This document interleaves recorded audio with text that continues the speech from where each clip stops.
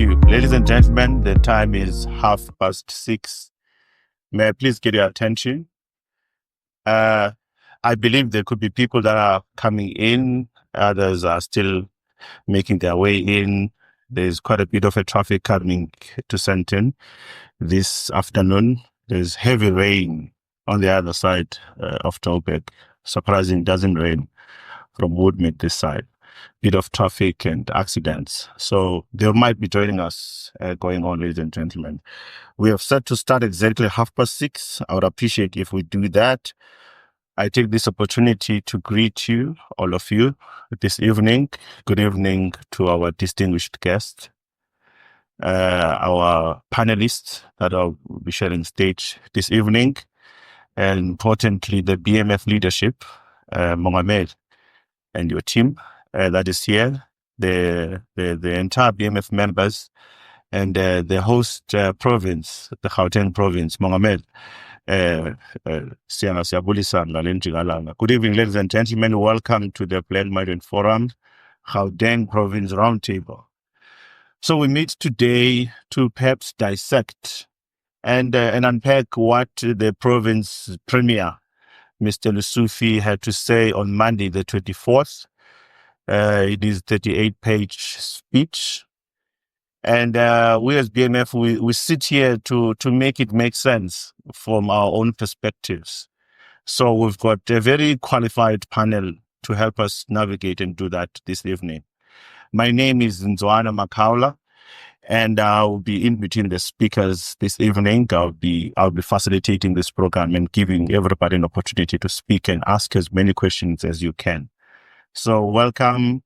Good evening. Please give yourselves a round of applause, please. You're going to hear more about our speakers in a short while. But at this point, I would just like to, without further ado, give an opportunity to our provincial chairperson, Mr. Mpho Motsai, to come and acknowledge some of the guests that are here and the sponsors, which we really appreciate at BMF, sponsors and partners. They really keep us going and keep the lights on at BMF. At all times, we appreciate them. Most importantly, Sunline, who's our host this evening. But without stealing your thunder, Chairperson, I would like to invite you to come join me here. Use this mic.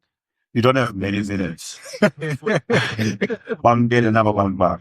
Thank you very much. Let's check it. Is it working? Yeah. Thank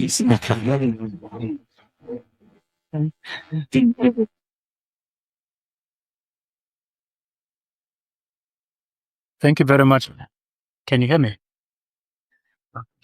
Okay. I'm not used to holding the mic, but good evening, colleagues, and thank you very much our MC, who's going to help us to facilitate today's session.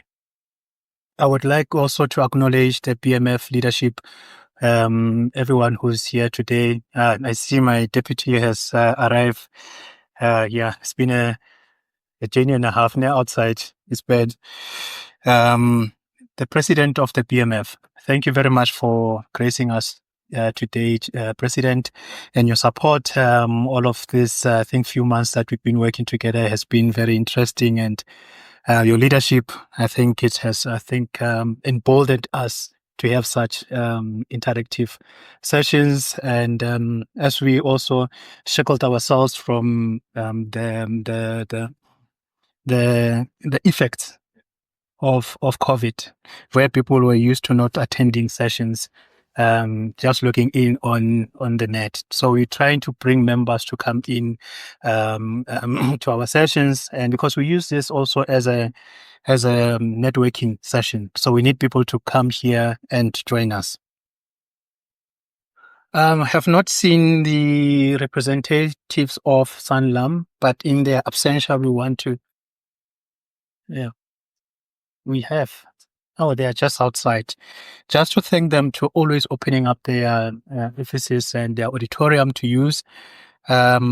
This session, we only took 2 weeks to plan it, and they were happy to accommodate us. This is probably the second time that we had an event within a week, but they were happy to assist us. and also to acknowledge our panelists. I know, like Ayanda, I went over your your head and went to your boss. Yeah, that's the benefit of being connected. You get all of this benefit. So, but but thank you very much for making time to come through, and also Kaya. I think also I had to come to you through a back door, but you are here. Thank you very much. Always availing yourself to come in and join us. And we always really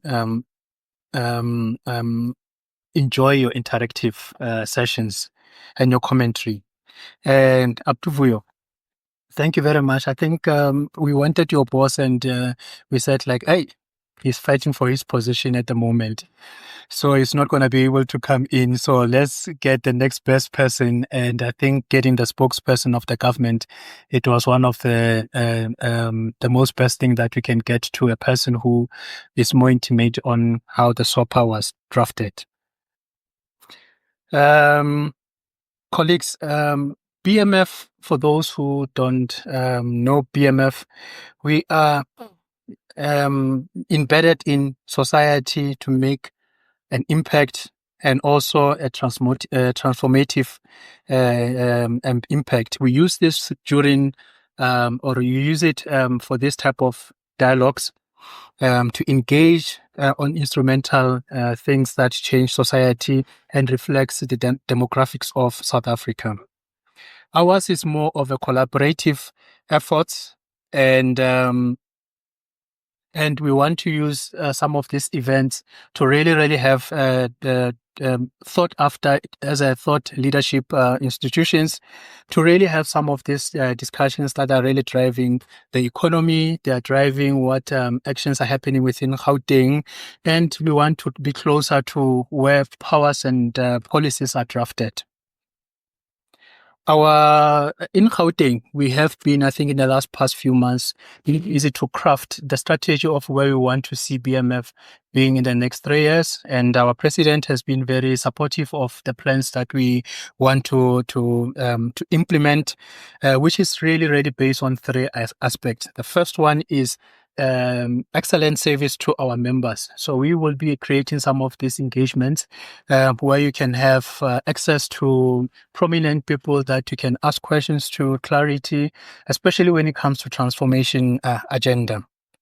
Secondly, we want to create space for socio-economic transformation dialogues, where we're really talking about policies that are driving the economy. And I see Utokotela at the back there from agriculture. So he's really passionate about what is happening in that industry, which I think the Premier also highlight some of the initiatives that the Gauteng province will be busy with. And the other one is to anchor ourselves as a thought leader. So these type of discussions, out of that, we want to have a position paper that we can put to the government, especially when it comes to transformation and the impact of small businesses that are really a driving force behind our economy in Gauteng. So, and also what we want to do going forward as a province is to create dialogues, is to create spaces for training and workshops where we will discuss and dissect some of these policy inputs that we'll be discussing today. So members can be really be trained on how the BBEE legislation works, and also how we can be able to put forward some of the submissions that we want to really be part of when we have to submit some of these things into the parliament or the provincial legislator. And we want to use mostly like what we're going to be having in August, which is the policy conference, to gather some of the submissions that are coming from this session and other sessions that we're going to have coming through. So Gauteng, like you see, it has about 7 active branches ranging from Vaal up until Pretoria. And we want to strengthen all of these branches into one, align them so that our voices in Gauteng becomes as strong as we can. And you would see that our policies are not only focusing on your likes of Sandton or your Pretoria, which is more affluent.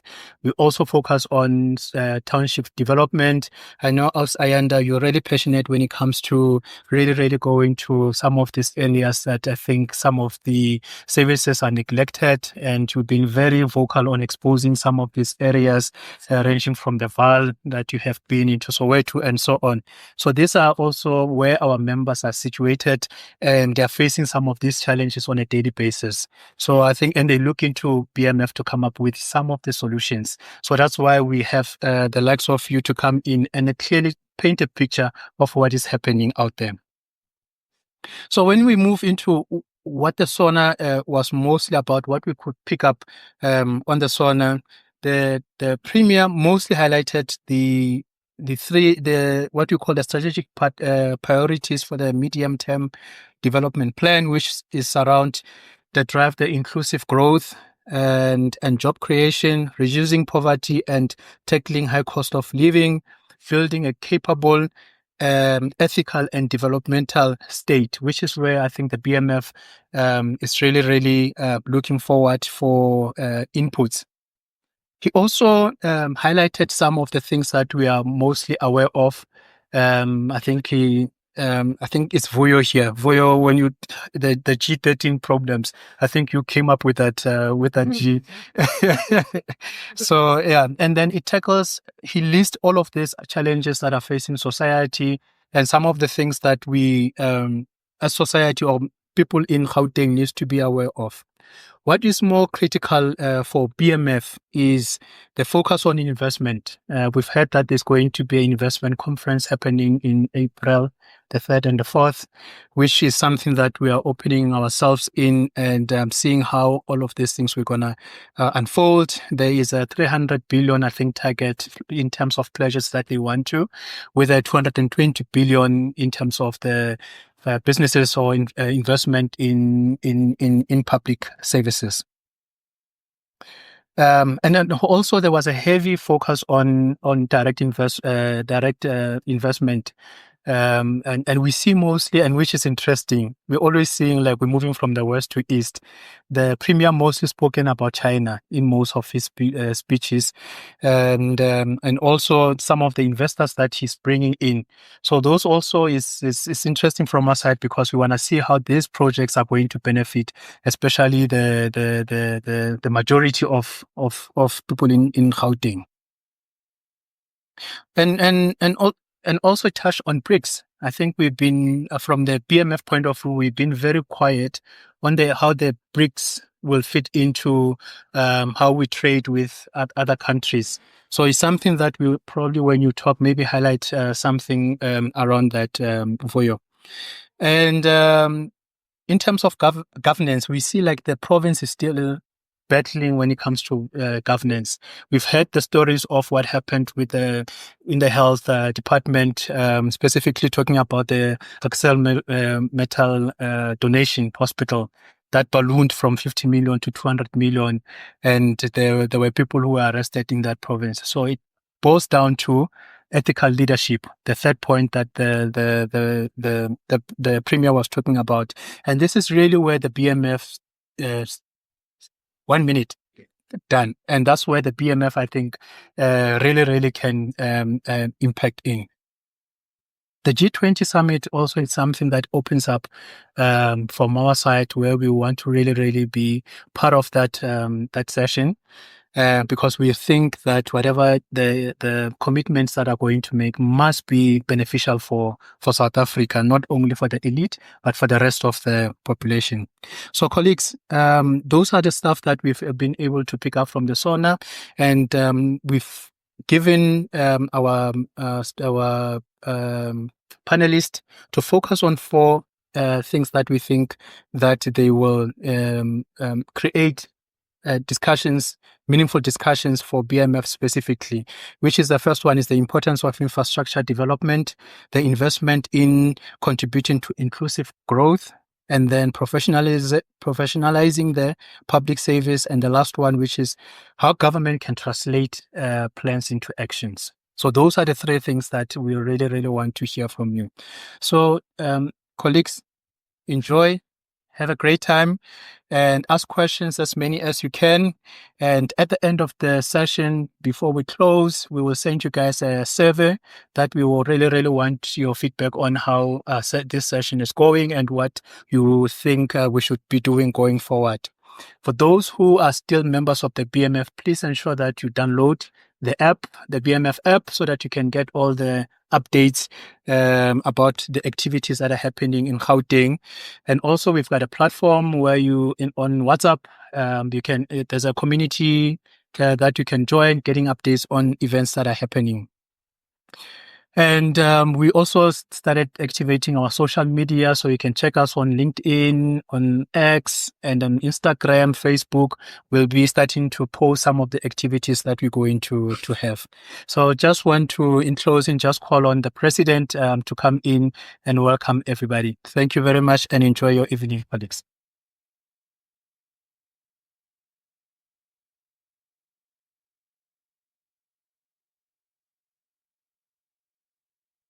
How many minutes do I have? 30 minutes. Yes. They gave you 10 minutes as the president. I think they make arrangements. No, I'm not a panelist. I think I'm not going to take long. Colleagues, let me take this opportunity because I think the panelist here is the one that is going to dissect, go deeper into the speech.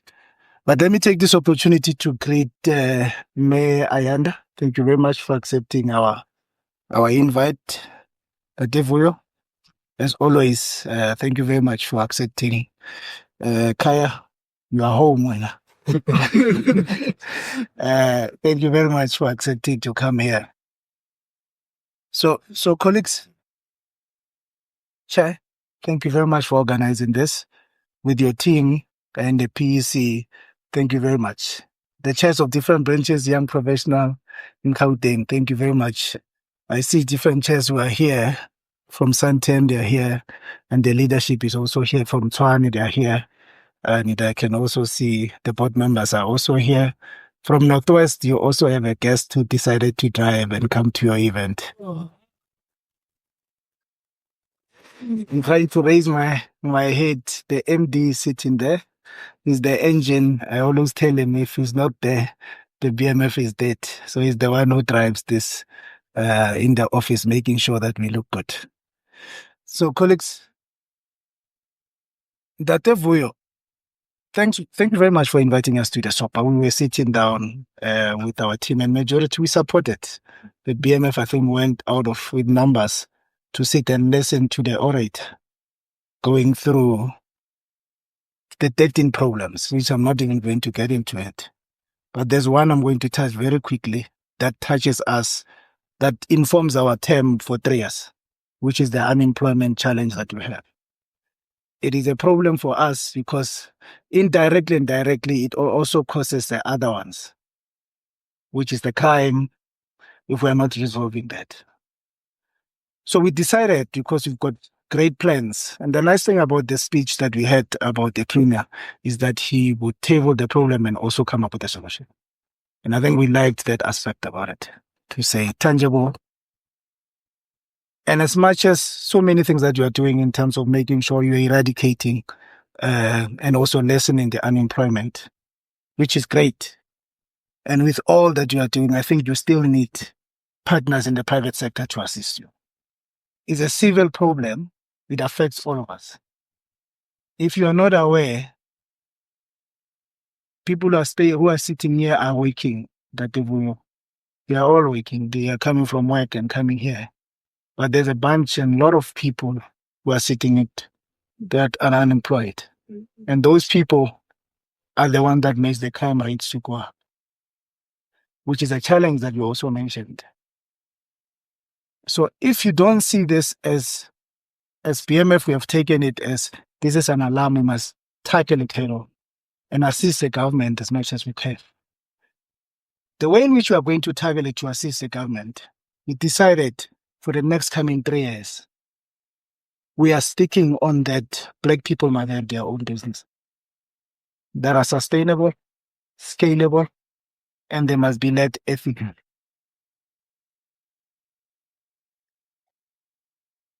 So for the next coming 3 years, our focus will be there. I'm having a board member here who's heading the ESD, which is the Enterprise Development Committee. She's the chair there, Ma'am Sasimelana. There are a lot of things that we're going to be doing this year, Chair, to make sure that we are targeting exactly what the unemployment challenge is. We need from here somehow to have our own businesses. It's long for the past 30 years trying to have inclusion, and they don't want us. That's the reality. We've been advocating for BMF, I don't know how many times. Let's go up the ladder. Let's take these white CEO companies and we put our Black brothers. Somehow they get in and they close the door and they forget that they turn white. And what they do normally when we go to them, that they will, and we complain about transformation issues, they send the very same guys to come and reprimand because they're converted. Our issue is to say, let's have our own businesses and we can be able to hire our own Black child, who are staying in the township. I'm happy about Gauteng province, Chair, that you've got a branch in Soweto, you've got a branch in Bar. That's where the issues are. And we should, as the BMF, not only become illicit here and only focus here, we must now go back to our very own, where we come from. For the next coming 3 years, we are going to be focusing there to make sure that we're building businesses that are sustainable, that are scalable, that are ethical, that can be able to contribute to assist the government in terms of making sure that we can eradicate, if not lessen, the issue of unemployment. I'm going to end here so that I should not, and I must allow the panelists to tackle more because they are the ones who are called for that. Thank you very much, colleagues, for listening to me. I hope 10 minutes I didn't. Thanks a lot, President. Can you please give President another round of applause? All right. Thank you, President. Earlier, I don't know if you noticed, I elevated you very fast. You received. I was expecting you to receive. Yeah, thank you, Mr. Letsatsi, the board member of BMF, not president of the BMF. We have our president. Sorry, President. All right, ladies and gentlemen, let's get straight into it. I think the two speakers have done a great job in painting the picture and locating it at the center of BMF and why, in the first place, BMF arranged this. I am definitely not going to waste your time and repeat perhaps some of my notes. I'm going to be introducing our panelists. They're going to come sit here. And as soon as they are all seated here, we're going to give them 3 to 5 minutes, maximum 5 minutes perhaps, to have their own introductory remarks about the speech that we all watched, we all read. And then we take it from there. As soon as the last speaker has spoken, we shoot straight to the question. I'll ask question where I think it's necessary. Otherwise, I'm not planning to. We'll open to the floor. Let's have a conversation. I like what you said, Chairperson, that we're not going to talk. We're going to distill some of this. I hope it's recorded. We'll package something for the BMF's policy conference. I think that carries a lot of weight. It's quite important. All right. I'm just going to start with the speaker number 1. First, let me say all our speakers are Googleable. So if you want more information, please Google them. We chose just the synopsis, like very, very small information. It really does not represent who they are fully. Oh, no, it's back. Sorry. Now, then our first speaker is Miss Ayanda Ali. She is a commentator, activist, a social development, and a public representative. I like that the part that says a distinguished public representative about her. Communicator, community development practitioner. She's got a BA in communications science, honors in development studies. Hence, she's in the development space to begin with. master's in the degree of public administration, and master's in the social policy and management. To the work that she's actually doing. She's formerly broadcast at the SAPC and ENCA. Most of us will know her from those days. And just like Mr. Maga, she was a spokesperson to the Minister of Transport and currently a member of Gauteng Provincial Legislature, Bill 1 South Africa. She's probably got a lot to say in today's speech. Passionate, outspoken, and always committed to the cause of social justice, Ayanda has been a voice of development and inclusivity. Tonight, she brings her experience as a public representative and an activist to help interrogate whether Gauteng's plans by truly serve the people of Gauteng. Can you please give a round of applause? Please join me, man. Whichever one that suits you now. We go to our next speaker. Mr. Vuyo Maga. I'll say in legislature book called the chair of chairs. I think it should be speaker of speakers. I'll tell you why. She's got a background in finance and communication, and having worked for APSA at the Financial Services Department that site, as early as 2010, where she started his own company, which is an SMME. 2017, appointed as a spokesperson to the Ministry of Police. It was in 2018 when she became a spokesperson to the Ministry of Sports and Recreation. 2019 was appointed as a speaker, premier spokesperson in the province of Gauteng. And then in 2022 was appointed as a chief director communications and Gauteng's government spokesperson. So you understand where I was coming from. She's got a bachelor degrees in informatics, honors in finance, masters in development finance. On the front line of government is Mr. Maga in communications, who doesn't report on policy, he defends it, he explains it, and sometimes navigates political firestorms that follows. As government spokesperson, he will give us insight on how these grand plans will be implemented. We welcome you, Mtlelas. Please come join us.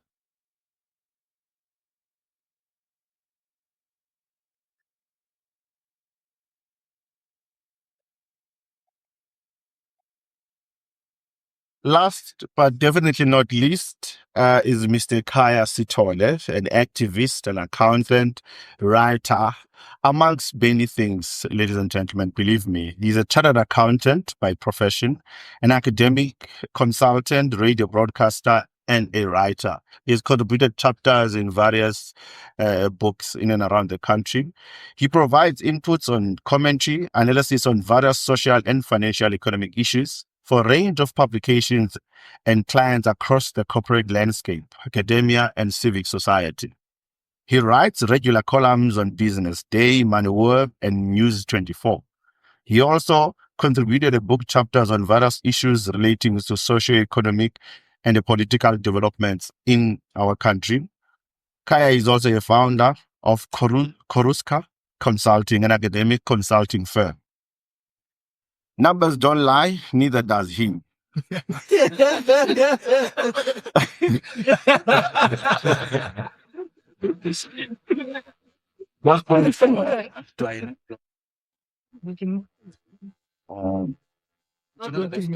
It's not working.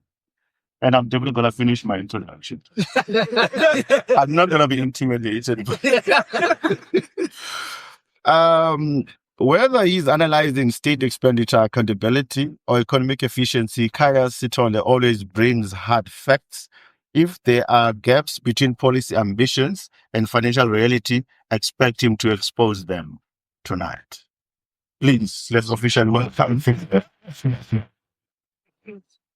All right. I'm going to start with you, Ayanda. Then we're going to follow with Kaya. Mr. Maga will be the last one. Please, you can be wherever you are seated so that we can have a bit of an order. Just your 3 to 5 minutes of fame on all things state of the province address as presented by your boss, our boss, whether we like it or not, in this province. So the floor is yours. No, thank you very much. I think I possibly could it. So, you can vote. Dude, then we keep the order. I'm happy with that. It's a trap. No, no.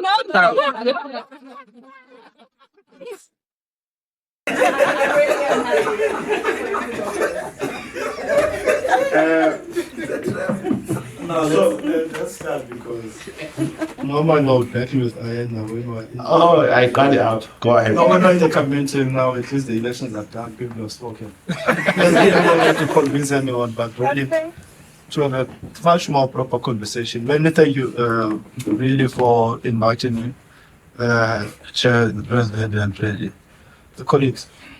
Maybe let's start with where we are in the logic and how some of the restraints or the background conversation that we had, So the first thing that we tried to inform the Premier, I must not give us new promises.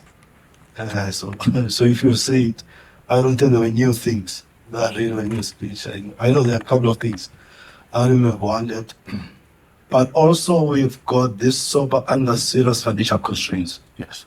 The stats are saying made some miscalculation, overestimated the Gauteng population, and obviously then when the population was revised, I don't know, because I think we remember the discussion, I think among the statisticians in South Africa. So the number was kind of embarrassed, and obviously you did match that you cut the budget of Gauteng because the population was overstated. So that's one issue. The second issue, I think, is one issue that we are all quite aware of, the issue of the e-tolls, and ultimately the reality that you need to cut some spending. So we really have this sober in that part of the environment. Yes. And obviously, so last week, before sober, literally, I took on each and every department. The question was simple: where do we cut? Budget. So the issue and the situation really that Mr. Bruno find himself. I really don't know how to be him. It's real. It's something that is there. But what then the first then maybe the choice of the venue was that it's not doom and gloom.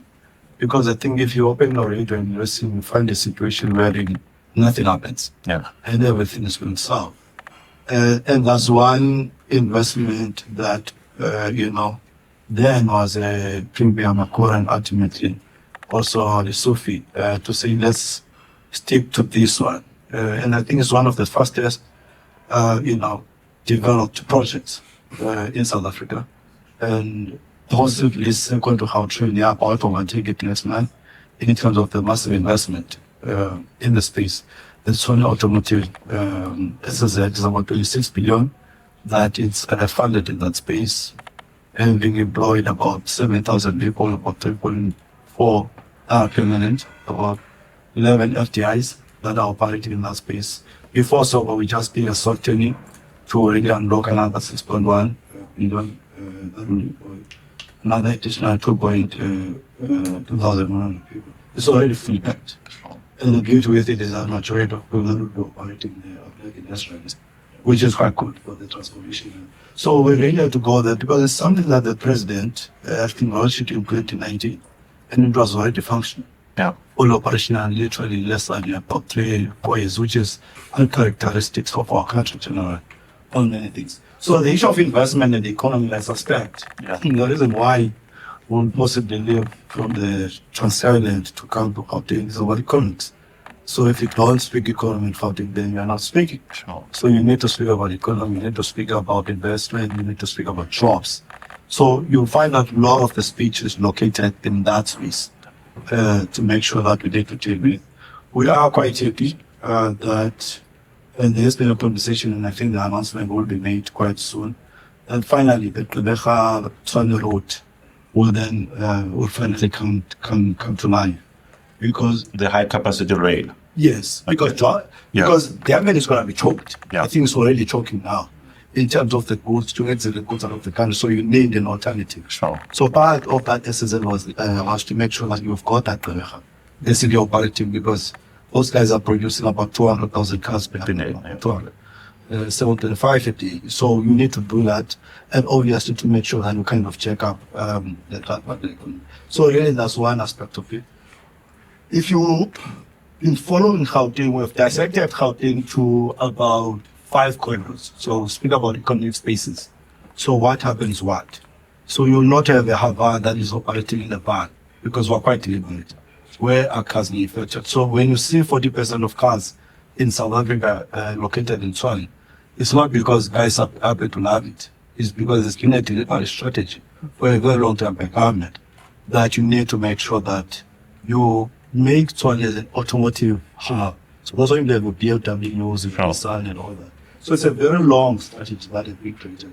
Obviously overtaking the Eastern Cape. In 1 minute. Yeah. So I'm just saying that's the aspect. So if you get it over, you will then obviously try to work around the use of water and all that. We are going back again in Lanseria. I think the guys they have just pumped in about 2 people in the Lanseria setup. We are trying to revitalize the CBT, and I think everyone actually acknowledges that.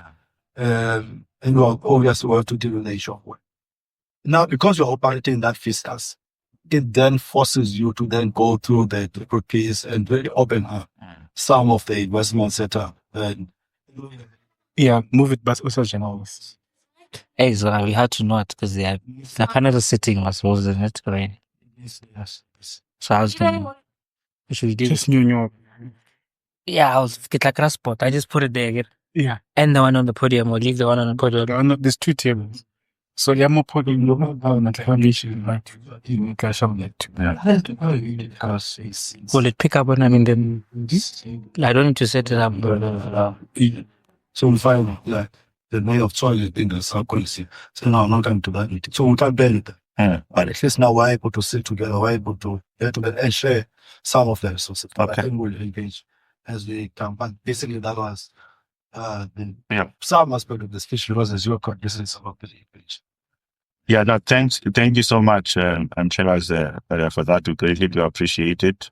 The speech and the planning being done in the context of financial strain. Of course, that's not unique to this province.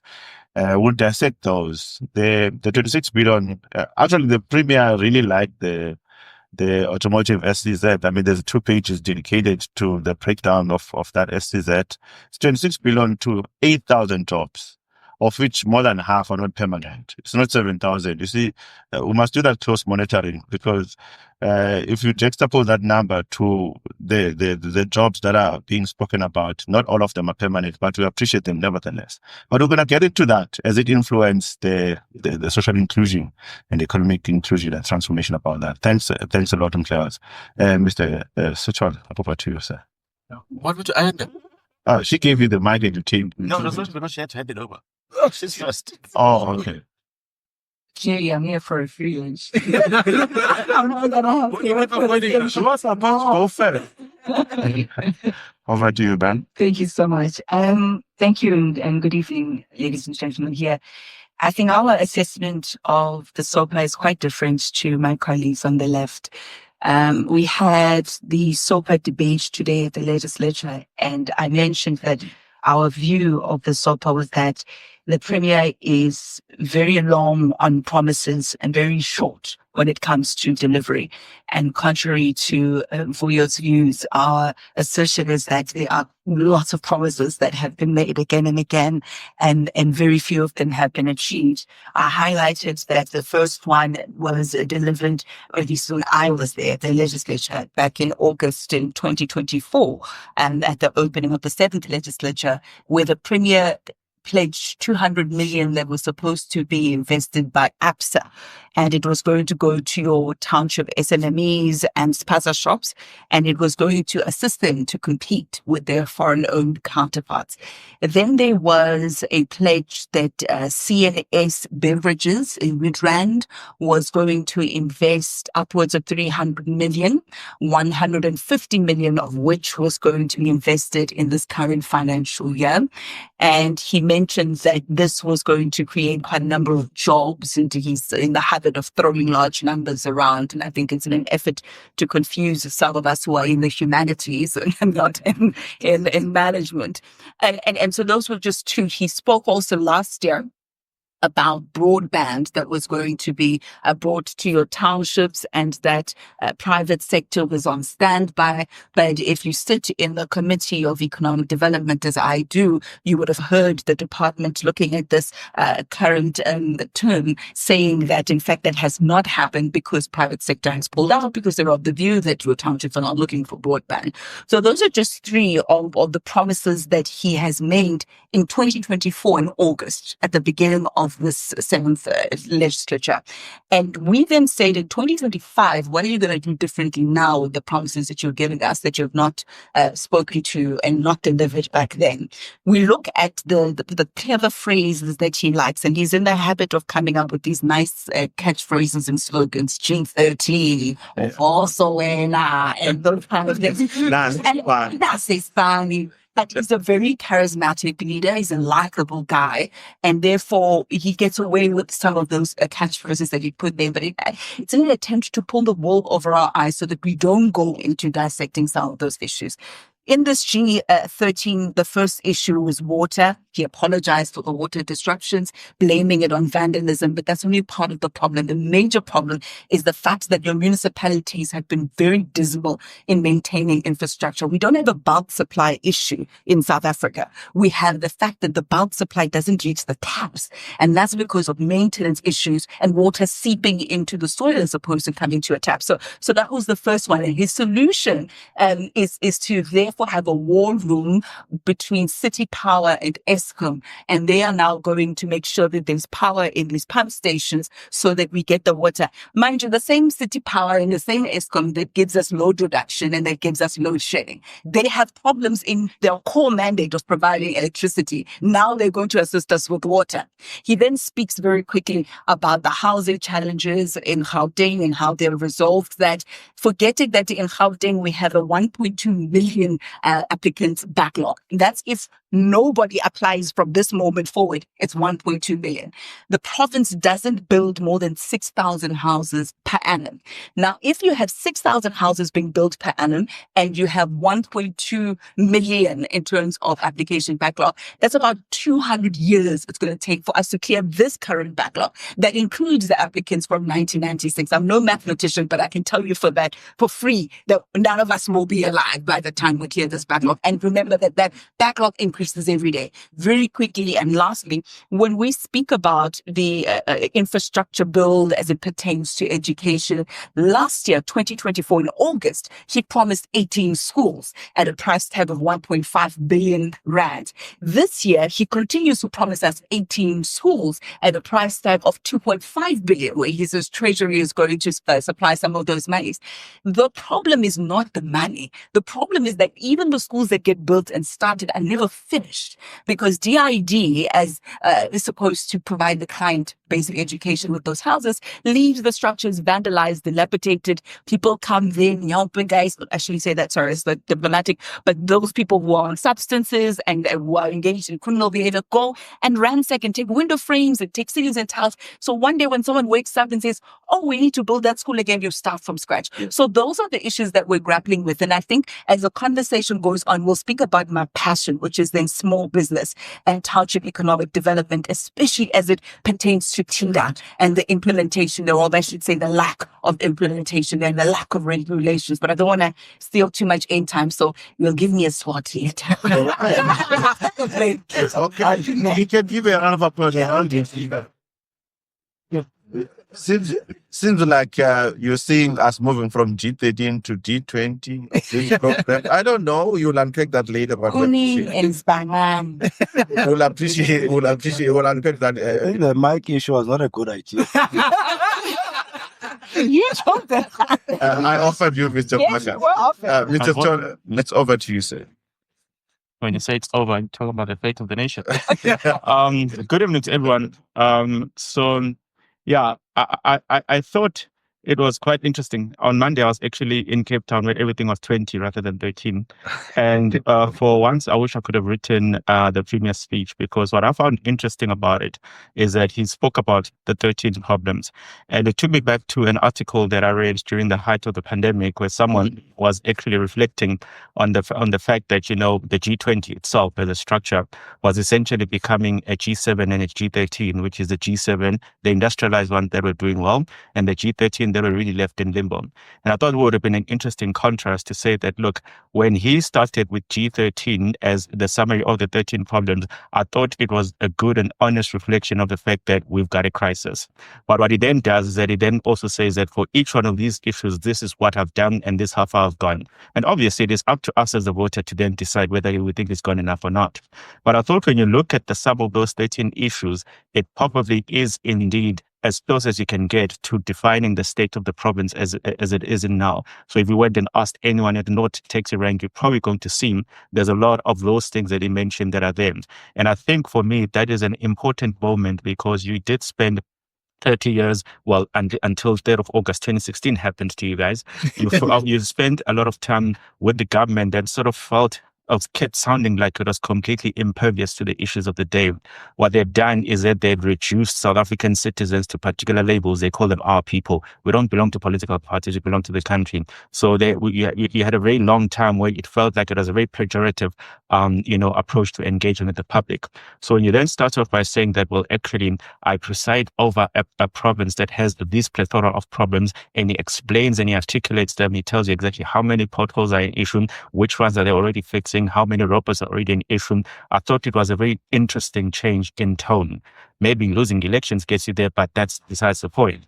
And the most important then takeaway for us from then saying, okay, from these that you've identified, what exactly do you think you've got the capacity, the ability to address? And when you then tell us that in relation to the schools, I've realized that with the R1 billion that I had, I couldn't do it. So therefore, a partnership of 1.5 billion from Treasury and 1 billion from here at least gives us a starting point. A partnership with, I think you mentioned, was it ABSA, 200 million rand. That stem then says, look, we are opening up to the reality that on our own, we cannot do it. Yeah. Now it becomes a question of, okay, cool. Now that we are seeing, maybe I'm wrong, a more open-minded and a more receptive government, what then becomes a role of us who can then engage with it and say, wait, hold on, sounds like there's a window of opportunity. Of course, if they win the majority in the next local government elections, trust me, they'll forget all about this. But while this opportunity exists, it's a matter of, okay, what exactly can we do to collaborate to fix the city at large? Because the issue isn't that the politicians may not be feeling the impact of it. The reality is that we all feel the pinch of all these things that are going wrong. So it is no longer the type of society where you can then say, they must do it, they must do it, they must do it. They've told you that they simply cannot do it on their own. So it's important to then say, okay, cool, with this window of opportunity, what are the conversations that we should be having? And how do you then escalate and leverage those particular partnerships in order to get us moving there? And I think perhaps this accidental coalition of these JNUs and GPUs has then enabled people to be a bit more engaging and a bit more collaborative. So I'm seeing it as a window of opportunity. And I would have hoped that at that particular point in time, having dealt with the 13 problems, to then figure out that ultimately, either as a province or as a country, we need to eventually zero in on the things that we think we've got the capacity to do differently or better, so that we can start actually a conversation going forward. So if somebody say, what are the 7 opportunities that South Africa has? We need to start hearing those conversations alongside the question of how you fix the past, because our intention is not to get potholes closed. Our intention is to get potholes closed so that we can drive to the job. So far, we're not seeing the job that we're going to be driving to. Thank you very much. It's interesting you spoke about August 2016, the 4th. I remember the then leader of the DA was ridiculous when he went on Hard Talk, and he said the DA strategy was to take off metros. And since then, there has never been any recovery. Could we use that as a yardstick to measure some of the performance? But this takes me to my question to you, Mr. Sito. The Premier emphasized a lot on intergovernmental coordination, government of the provincial unit, which you are touching on, as a key to delivery. And he thanked a lot of his counterpart. And in light of that, what he said and the developments that we've seen, because I want us to focus on our discussion to what end game is all this work. We're going to go to the nitty-gritties, to what has been done by the ruling party, what the SG has done in the Gauteng as well as in KZN, put in some temporary leaders or TEC, whatever we call that. Given that those historical governance strategies that you also know, what realistic steps can be taken to ensure that the collaboration translating into effective service delivery? It's a tricky one because our own history tells us that historically, political parties have struggled to work together.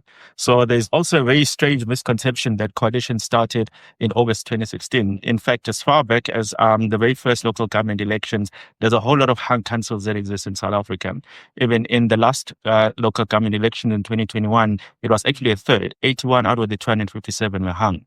But the interesting thing about 2016 goes back to the issue that you raised, is that it was the 8 metros that were at play in that particular election. And once some of those metros then found themselves subject to this coalition things, then it invited new ways of engagement. And I think in that first iteration, it was a matter of, in the engagement, we want to bring political power to our collective coalition, rather than saying we want to use our collective coalition to do better so that we stand a better chance of actually being in this coalition going forward. So there's been that particular paradigm shift. So if you look at the type of relationships that start with Julius Malema sitting outside in Alex, doing the optics as he does back then in 2016, and the position and the posture that he took with the DA in that particular first iteration, and where he is now, or where his political party is now, you can see that there's an acknowledgement that actually the very first rush to say, well, let us do political power together and we can carry on doing as we were. They've now realized that that no longer works. So that ability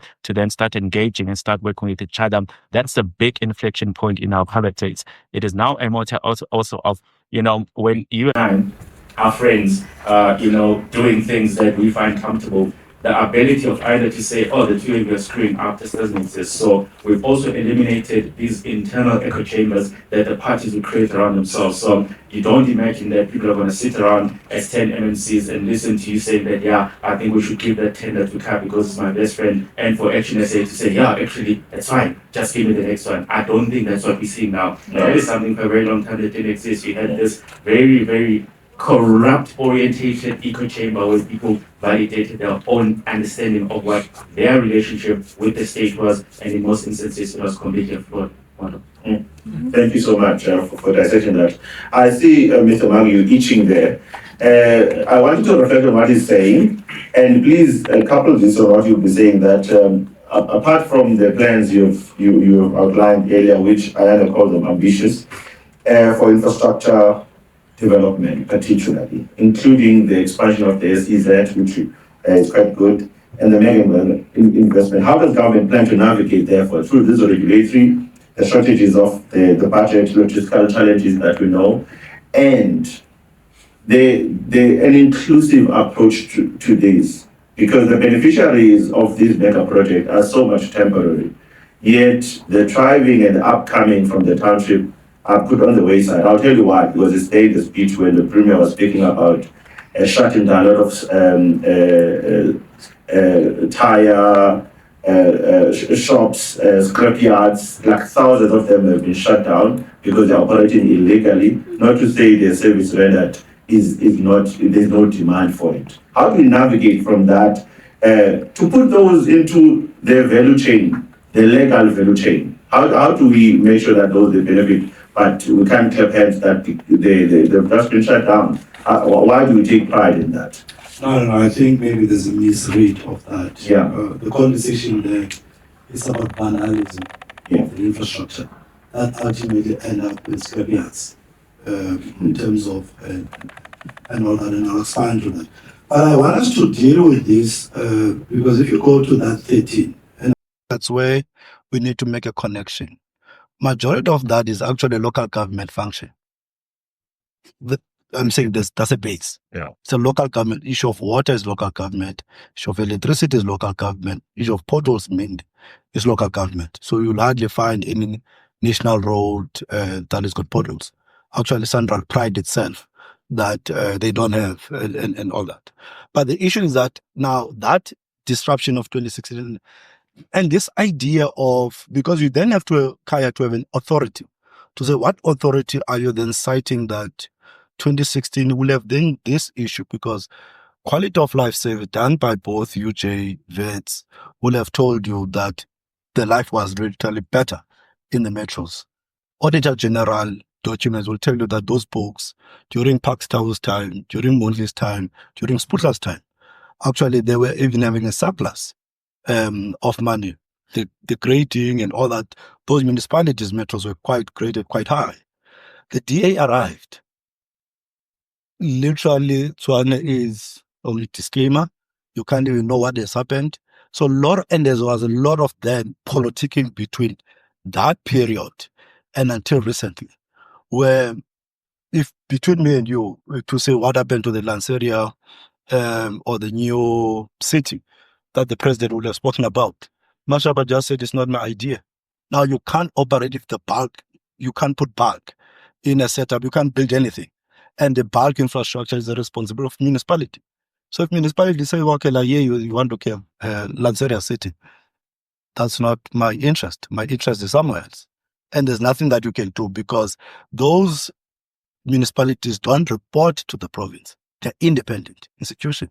You bring accounts on them. There's no instrument to some. We tried it, and then I think we got banned by the High Court. Lebogang at some point tried to do that. So you get this jostling. I mean, if just two quick issues so that we can move. If you look at around the issue of energy, electricity, maybe Ayanda will just have to have a course about the difference between load reduction and as well as load shedding. There's quite a massive difference. And it's obviously about the increased population. And infrastructure is meant to cater people who are about 200. They are backyard, about 25% of Gauteng residents have got stay in the backyards. So that 200 number just increases overnight. That, if you don't manage that setup, you're going to break it, the infrastructure. Actually, you go to a typical area called Everton, where I spend a lot of time. First, they've got ridiculously huge yards, and a lot of additional money was informed by that. That whole electricity has collapsed. So we could not even put a transformers. We literally did the work of the municipality, spent about 1.2 billion to say, well, we can't say to a province, it's your responsibility, electricity there. We have to say, what do we do? We had to actually fix about 568 transformers. And I'm saying we could not do it in Everton because the whole infrastructure collapsed. So the last point is around the issue of crime. I mean, I think the numbers are there. While we're speaking, actually the helicopters were able to deal with. There was a deliberate attempt to shift the budget of from 600 million to about 2.6 billion to make sure that you are able to respond. And the crime stats are anything to go by for recent past. Of course, it can't be changed overnight. Then you are starting to see that better investment. But a very interesting part, which is the mandate of this province. So you've got, by the way, the 18 schools, it's about front-loading. So you are able to build the schools now, and then you earn the social dividend, and then obviously you pay over a period of time like you do in your normal house. In a bond, you don't pay your house. At a go, you are given about a period to basically, that was the logic. Yeah. And the logic of that, 60,000 kids that registered for grade 1 and grade 8 were not coming from Gauteng schools. Were not even coming from Gauteng. They came from outside. And if you have about 60,000 kids that came from outside, you then do your calculation how many kids have just migrated. You've got 200,000 people that migrate to this province every year, outside foreign nationals. Actually, every second foreign national comes to Gauteng.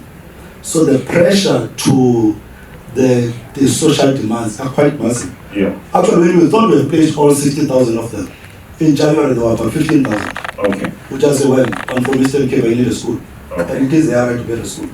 All right. So yeah, so basically that's what I'm saying. I think some of the issues, I'm not sure if there are other issues you all have covered. If not, I think you have covered it. If not, we'll come back to it later. Just on what I said earlier, it's on the G2, page 6 of the speech. The Premier said they've shut down 1,079 scrapyards for non-compliance and shut down 559 spare shops and 149 tire shops for operating illegally. Now, these are mechanics and the people who are doing their things. It might be listed under vandalism. It doesn't mean all of them they vandalize. We really need to speak inclusive growth in all its facets. Maybe we need a course. You speak about a course on economic transformation 101. But I would like to comment you to comment on that, Ayanda. We're going to take questions after this, and then we're going to give in of our panelists so that you can respond. Please prepare your questions. Just write it down.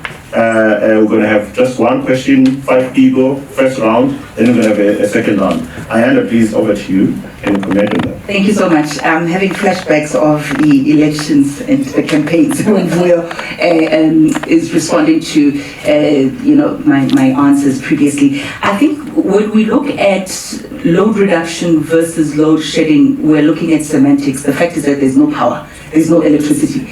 And the Premier took it upon himself, even though supply of electricity is not a provincial competency, he took to a podium on several occasions and he promised that he will facilitate that supply of electricity, whether it is fixing transformers and the like. And then he went on to say, waxing lyrical about this is how he should be behaving as a Premier, etc. And again, I don't know, maybe Uhlai crowd will feel the pressure when he sees people to be able to do something, which is not a bad thing in and of itself. But it goes back to what I said when I started, that he's long on promises and short on delivery. If you take the responsibility of saying, even though this is not a provincial government competency, but I will play a part, and you take that responsibility, when we then come back and say, but now there's load reduction in the midst of everything, you then should come back and say, okay, I did not deliver on this promise that I pledged to you. I think that's fair. Even though it's not a provincial government competency, he went on the record to say this is something that he's going to solve. I think that's important for us to make note of first and foremost. And then when you speak about municipalities and how the Premier cannot go there and demand answers, we have 3 spheres of government, and we then have cooperative governance, right? Jacob Mamabolo is the MC of that. He can't wield the stick and punish the municipalities, but there's a role that can be played by province in order to make sure that municipalities are playing the part. This is why you can place municipalities under provincial administration or national administration and the like. So I do think that there's a role that can be played. Otherwise, the Premier should not make the promise. If he feels his hands are tied, don't then say we will work with the municipalities. You're giving a promise, long on promises and short on delivery. If you know that I don't have those powers, don't give that false illusion. Then when we speak about issues of the schools and you say, it may take a couple of years, you'll increase the budget and the like, I want to bring your attention to Mansfield Primary School.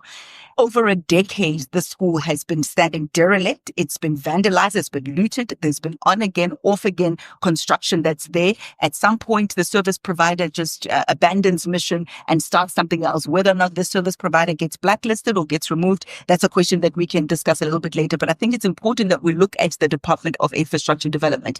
DID is doing a great disservice to the Department of Education, as well as the Department of Health, who are their clients who are waiting years for the delivery of schools, the delivery of hospitals. And I think it's an indictment to say nobody has been held criminally liable for this, to say that officials still keep their jobs, to say that there's been no investigation that looks into why Mansfield Primary School has been standing derelict for a good 10 years plus.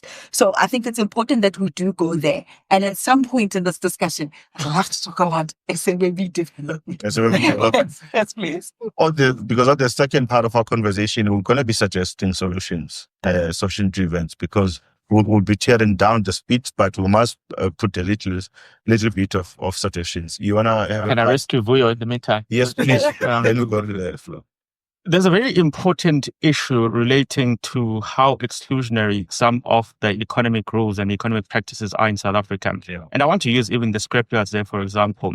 So a few years ago, the Competition Commission undertook a research exercise of trying to understand exactly what the value chain looks like in the automotive sector. And became very clear that what has happened is that your manufacturer of a BMW says it's illegal for you to come to me for a spare tire. So what that does is that even those that are somewhere in the value chain, they are actually actively excluded from the economy on the basis that the rules were that.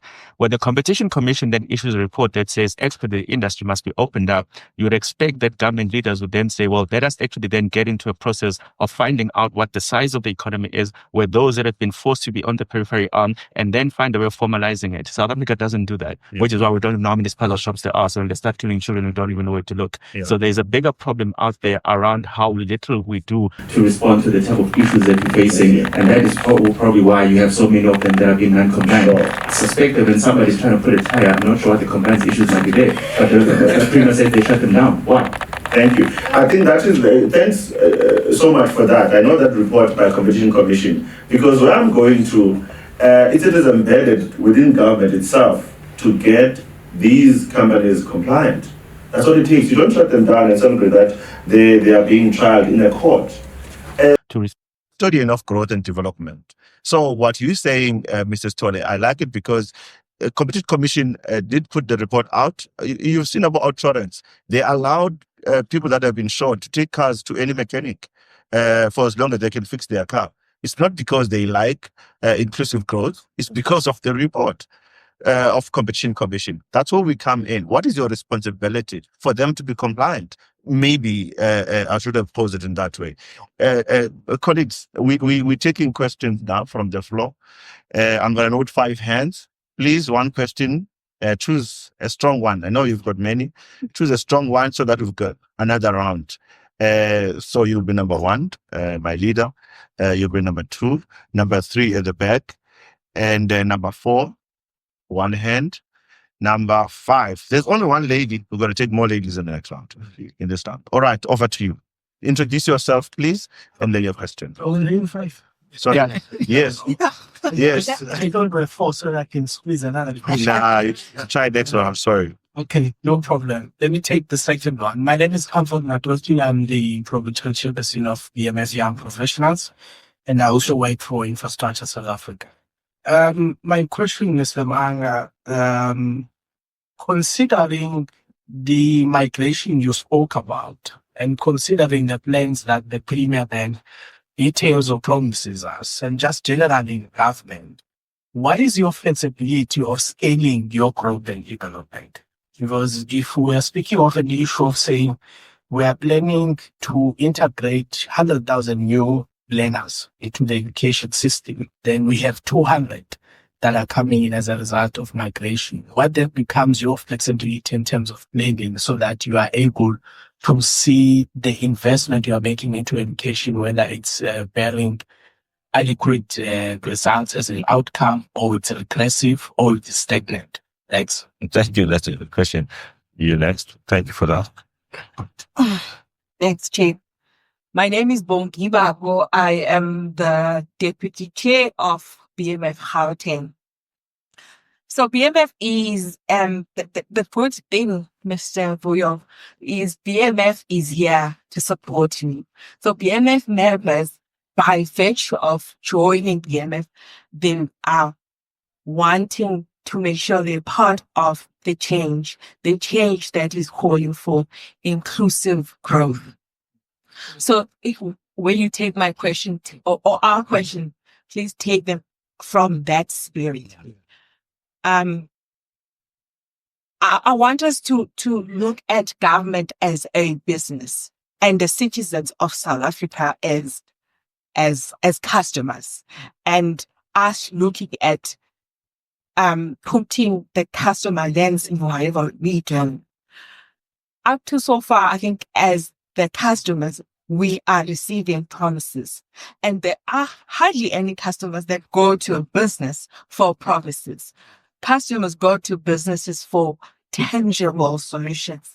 And what is frustrating your customers right now is the fact that we're getting promises and the time is moving, and we want it to amplify what you're putting on the table, but it is difficult for us to do that. Thank you. Thank you. Number 3 is right at the back.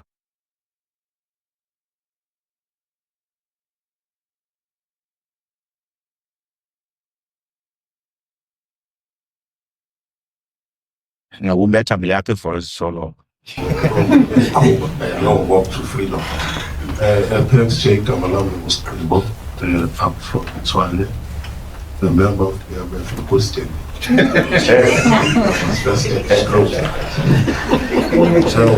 maybe we are not allowed to put a precursor in our statements. No. But they always find it quite disheartening that we want to be included yet we are the natives. Why am I always being included instead of us driving our own economy? Now, the other thing that I want to bring forth is that, you can throw around the figures about the jobs that are going to be created, but you must start thinking about what type of jobs. Who is supplying Harvard and Ford with components? What is the linkage between that SEZ and the institution of higher individual team to provide artisans to be absorbed permanently? Yes.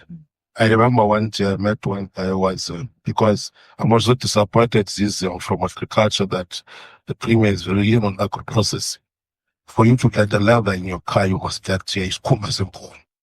That is a ternary. That is normally put on your car to get the seats and then the dashboards.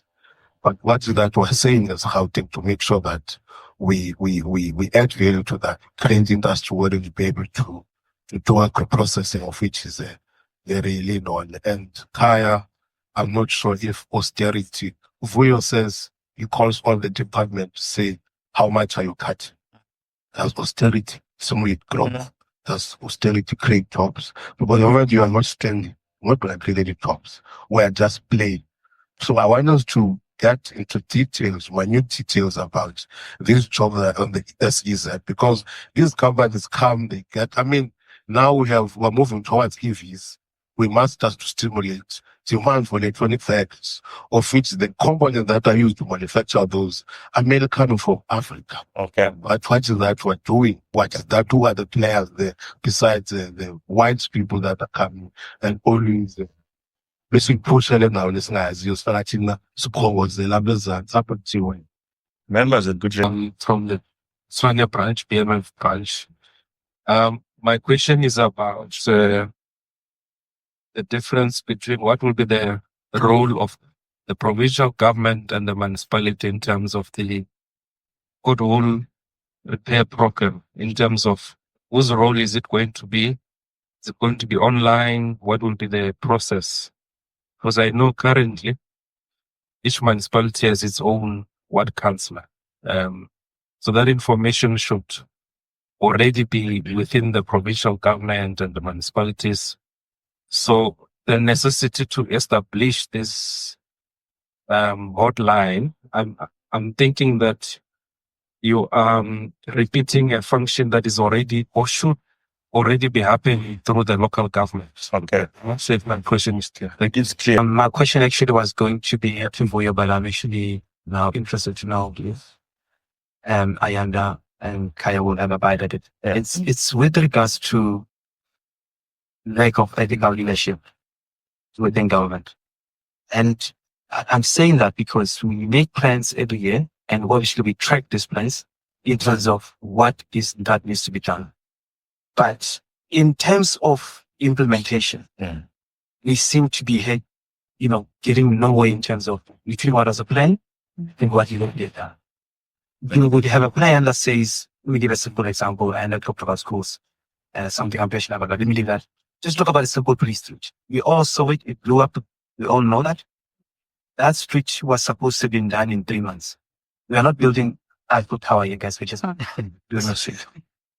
But even to this day, I don't know if any of you guys have gone to town, it's still not complete. Yeah.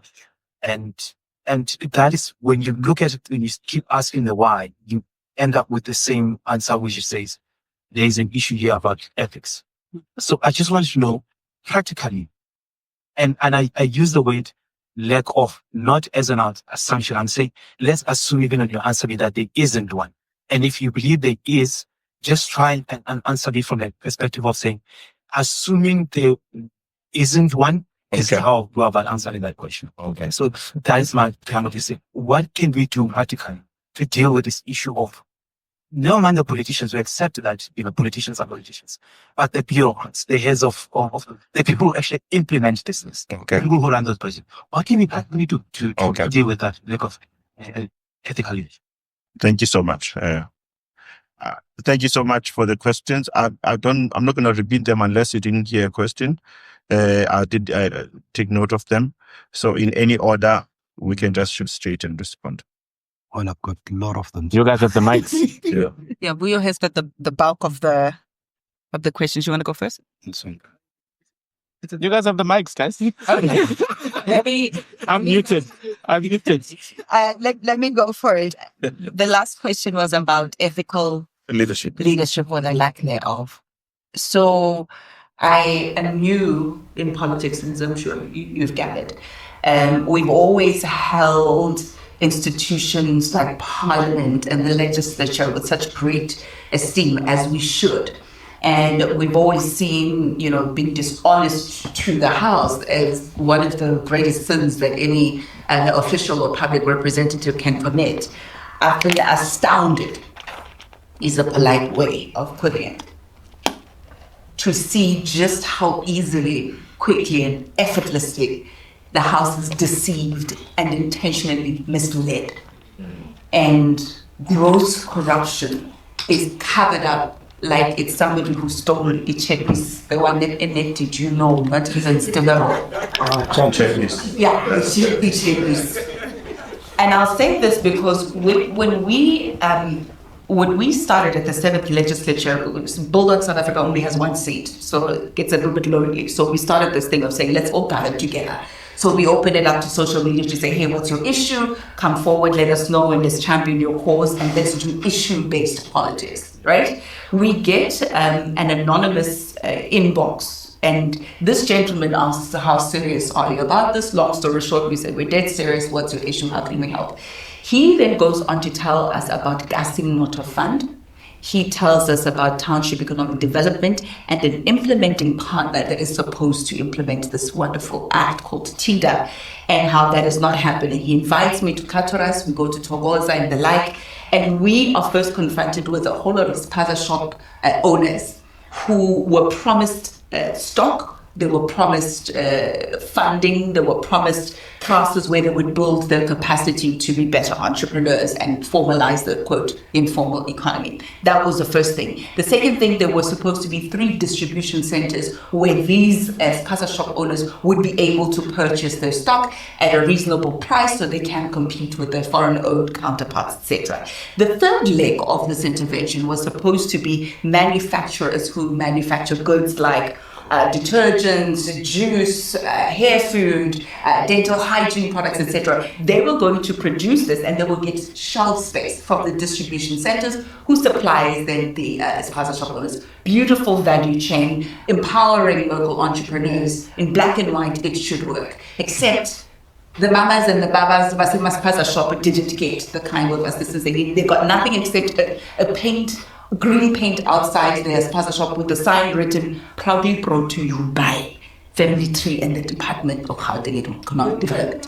Point 1. The second component, which is a distribution center, one of them functions in Kagiso, and the ownership of that DC is under question, but that's okay. The other 2 are just glorified spaza shops themselves. They stock nothing. There's empty shelves, there's no bulk space, and they definitely don't stock from these manufacturers who are supposed to supply. The manufacturers one is the most devastating for me of them all, because here's a group of 40 people, entrepreneurs who were already running their companies, producing all sorts of things. I went to the one plant and this man was making brake pads, like cutting them from metal sheet, fitting them into vehicles, etc. They are approached by the implementing agent, Family Tree, on behalf of the Department of Economic Development to say, let us take you and bring you into an incubator. And this incubation program is going to give you access to market. It's going to give you product testing. It's going to help you scale your operation so you can be bigger, better, etc. Wonderful. They did everything but that.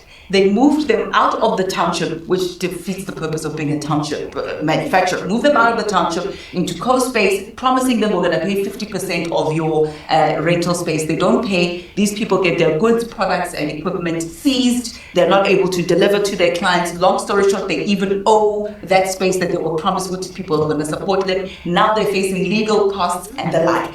Majority of those manufacturers, companies have closed down. What then happened in the previous administration, the 6th legislature, so I can't take all the glory, I wasn't there. They write a report and say we need a forensic investigation to look into what has happened. That was quashed, hidden under the carpet, it never happened. We arrived with this new information from this whistleblower demanding that forensic investigation. The department continues to hide that and they refuse point blank. They come to the House constantly quoting stats of we have 40 manufacturers we've helped. Even the Premier mentioned those manufacturers, which I then disputed in the House today. They continuously say we have 3 distribution centers. And I said, you're lying to the House. We went on the ground, there is no such thing. And so the issue of leadership, or the lack thereof, of ethical leadership, I think is the reason why all these high and lofty ideals that we have that sound so great in a SOPA never materialize. It is all because the leaders who are in position are not accountable. And to your point, it's not even just the politicians, by the way. That's why I asked today, was the Premier intentionally deceiving us, or is he himself deceived? Because my hunch is that there are people in the department who have taken brown envelopes and who keep feeding the officials or the political principals information that doesn't exist. Now, where the political principle is wrong is that when they are corrected by members of the opposition who come with cold, hard facts and sometimes even warm bodies into the House, they refuse to take that information because it's coming from the wrong party, right? So I think if there's going to be anything that works, we don't need more money. You know, we can debate the 1.5 billion, 2 billion, etc. What we have, if we had the kind of leadership that we needed, that we deserve as a province, we could get miles ahead and a lot more done. Yeah, thanks for that. And I was going to have a follow-up question, but you've answered it by saying unethical leadership cuts across not only in the political space, but in the administration as well. And someone once said, unethical leadership exists because there's no accountability. They can't coexist. Because we need to get to the bottom and the nub of it and help the government do away with unethical leadership. I don't think everybody there, they wake up and want to be unethical. But it's a topic for another day. Let's please engage the question. Mr. Mark, you had a bit of view. Can I just have a follow-up on the ethical question that I mentioned? Sure. Because I'm intrigued by Ayanda's answer that, institutions of integrity that we look up to, because it's February 2025 today, right? Which means it was exactly 20 years and 1 month ago that we had the Travelgate scandal where 40 MPs defrauded Parliament. Those 40 MPs were then sentenced in 2006 by guess who? John Champagne. And they were represented by Seven Tai. And none of those people actually paid the cent. So when you start off at the very top level where people can see, well, actually, this is a country of no consequences, it becomes difficult for you to imagine that the bureaucrat who can see these people, those ones that work close to the political principles, are suddenly going to have a departure point. And as soon as they think, oh, actually, this is the way things can be done, why do you think that the next person in the ecosystem is not going to do it? We've screwed it up from the very top, and we've been doing it for many years. This is actually the 20th anniversary of the road starting from the very top. Yeah. We want to dig deep in that later on. And ethical leadership is at the heart of BMF. There are a lot of... it sounded wrong. You said unethical leadership. It sounds wrong. People are recording this. Please rephrase that. I'll correct it. I'll correct it. Ethical leadership. BMF strive for it, advocates for it. So when... Yeah, please. No, he's over-analyzing. BMF people heard me. No, thank you very much. I think I'm not going to dismiss. I mean, I think, and Kite is quite correct. It's quite documented, the challenges of ethical leadership, integrity, and all that. And we'll obviously try to put some measures into it. I'll tell you now, I think your Mama Donsela, the former AG, so you've got an integrity committee that basically is independent, that makes a government and basically say these are the issues. Some of the issues that we'll have done in Gauteng, for example, was what we call an open tender system. That anyone wants to know any tender, when it's open, announce it so people can actually see how you basically do it. And you continue to have these challenges. that we are having. Then we even went crazier to respond exactly to the same thing. To say actually, all the MECs must go through a lifetime audit just to understand is there a relationship between whatever that is happening. And I think the Premier did speak about some of the HODs, there were about 3 of them that were found wanting to say, can you guys also come through this process using SSA, by the way, go through this part of process. Today there's a circular that part of the reality, which I don't want to exclude politicians because I'm not one, I'm just an activist, is that the guys in the supply chain, that's where things are happening. Actually, if you get any guy in the supply chain that wants promotion, you'll be very lucky to get one. And so a lot of them are quite comfortable where they are. So that junior level is biased and all that kind of stuff. Now we're actually taking that that lifestyle to them. I think I'll possibly be writing a statement when I'm done here to just say this is a secular that we are trying to deal with. So I'm not saying everything is close, but the reality, the problem is big. It's the point that you're bringing in about the Anglo-Ashanti, I think, in your opening. And this idea of these officials, therefore they're under whatever pressure. We get paid a lot of money. So if you are a DDG, give or take, I think about 1.5 or 1.6 terabyte, I'm not sure. So it can be that you want to destroy your career on the basis that a politician says you must do something. And that is a very easy scapegoat for all of us as citizens in South Africa to say, well, where are the politicians? But the reality, the people who are on a daily basis, including, by the way, what Ayanda is saying about the family tree, from a conceptual point of view, that's a beautiful, logical setup. The guys come in to say this is what we do. But if you go to the nuts and bolts, who does that work, and then obviously whatever that basically happened, and obviously the issues that drag forever. The case of that Anglo-Ashanti just got concluded about 5 guys got fired. Quite serious, senior guys. CFOs, DDGs, and one of them was a politician recently, and also got fired. A doctor, one of the doctors, basically. But I'm just saying, the problem is huge. You can't be, and it's a South African problem, by the way. And of course, government is in the forefront of it, but it's a real South African problem that all of us, we really need to basically grapple with. And I think the point that I was dealing with comfort, and then you correct me if I did not capture you correctly. So the issue is that you've got this problem around the education and a couple of things that you need to do. So what do you do with the kid that start from grade 1 to grade 12? So what are the exit points? So part of it, just certify this kid in terms of multiple, situations.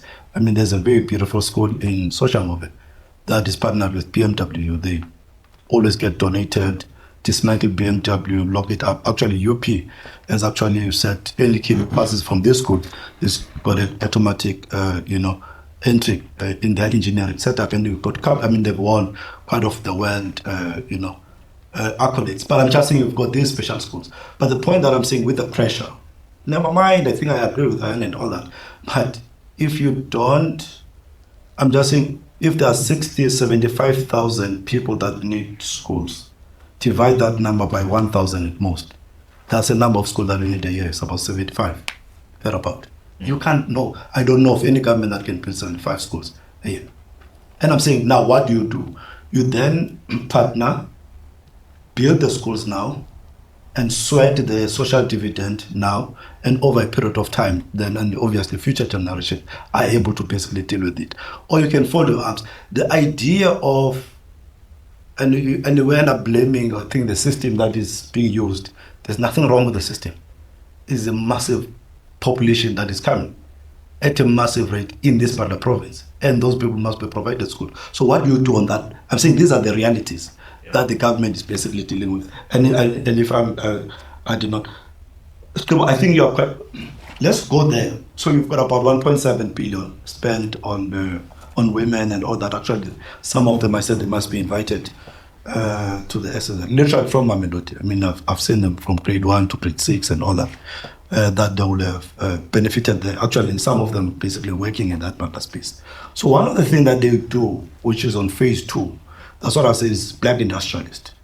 Part of the thing that Ford is going to be doing there, because it's part of the broader setup, is EVs, is electronic vehicles. That's when they're going to start, as I'm saying, they'll start breaking ground, start operating, I mean, next month.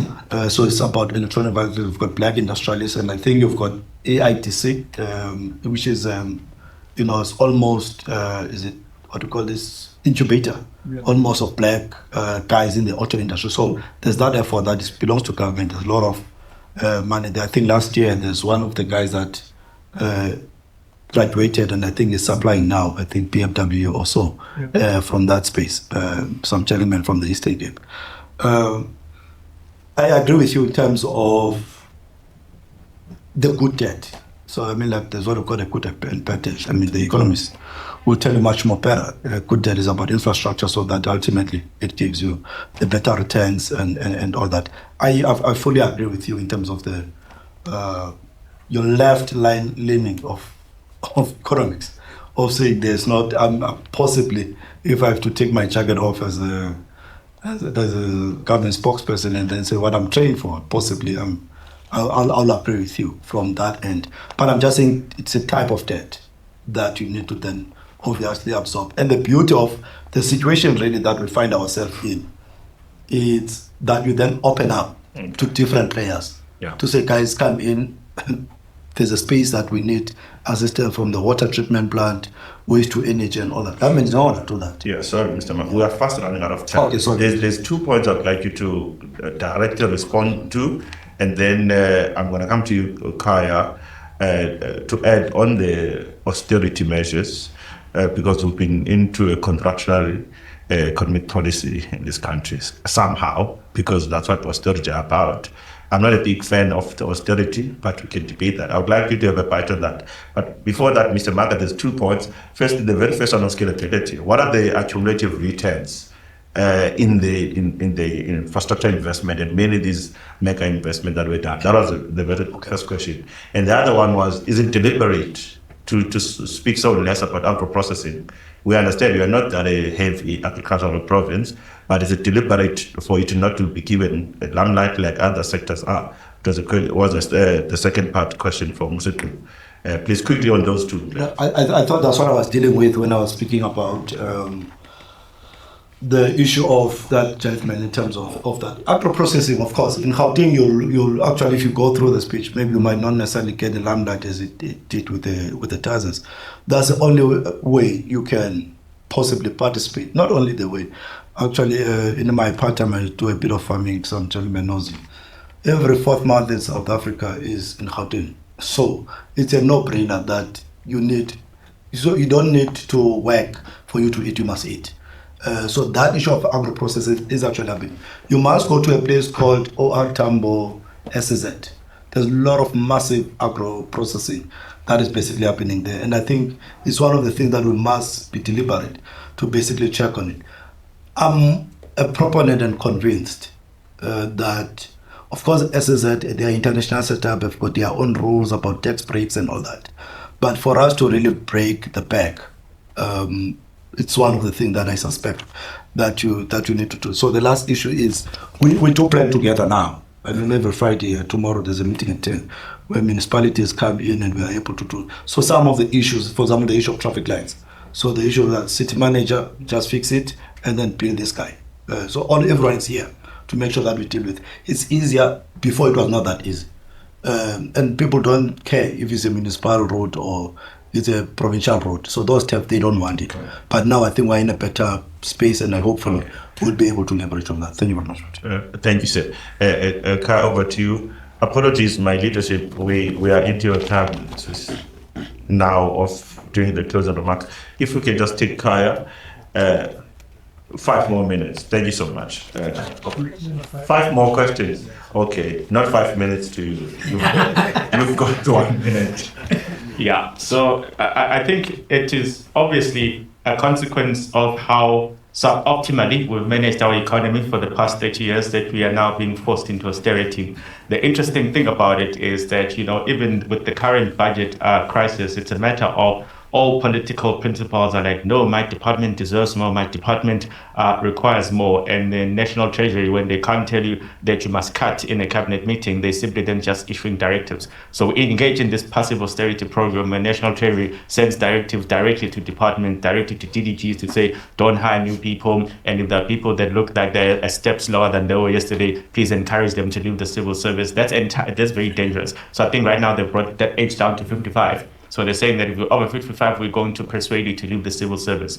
The problem with that, which I keep telling National Treasury, and if you guys can also tell them on my behalf, the very first thing that happened when you gave people incentive to leave the civil service, the only people that will leave are those that stand a chance at getting a second career out there. In other words, it's going to be your top performers that move and then say, well, actually, I'm still young enough to actually start a career in the private sector. The people that don't believe they've got an ability, otherwise you're going to be stuck with. So actually, we are decapacitating the civil service. And that's what National Treasury has been doing for the past 5 years. Tell them it is wrong. Telling you. Now, no. Thanks for that. Straight to the point. Although we need more time on that point, not today. We definitely need more time on that thing of austerity. We're taking a final round, colleagues. 5 more questions. If it's 3, we can take 3. We're going to give a chance to people who've spoken. Sorry. My name is Giza Muse Itungalako Tingalibalo. I am the chairperson of the BMF Standing Brand. President, I am is fighting life bullets. She not even using the love ammunition. Thanks, But my then question is for the all 3 panelists. There's this very elusive unicorn that we just have each and just every single year in SA. It is how to create a then harmonious relationship in the aims of solving problems in the SA with private sector. You just haven't seen any catalytic triple Ps for the programs that private sector has done with public sector, which stand as testament to that cohesive relationship.